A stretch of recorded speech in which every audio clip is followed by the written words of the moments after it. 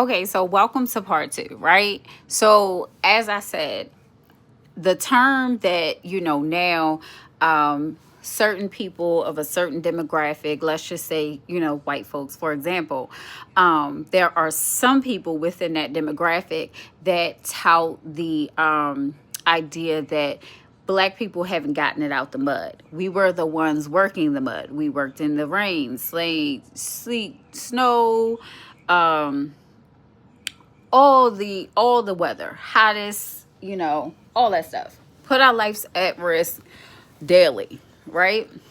On the farms, all of that, right?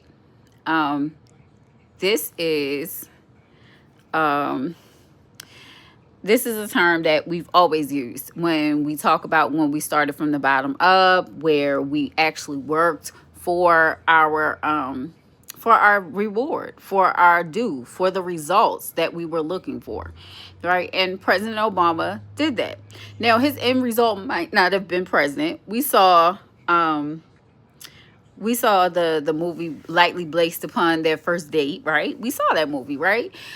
So we know that his wife, Michelle Obama, was a pinnacle part of him running for office in the first place and pushing him and encouraging him to take that step forward towards change. That is what his candidacy and his presidency was about, changing things for the better.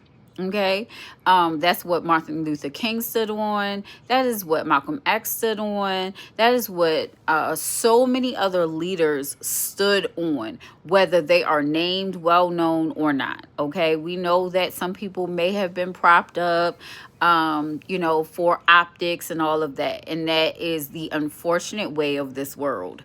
Colorism played a part in that, especially towards Black history, as far as amongst ourselves.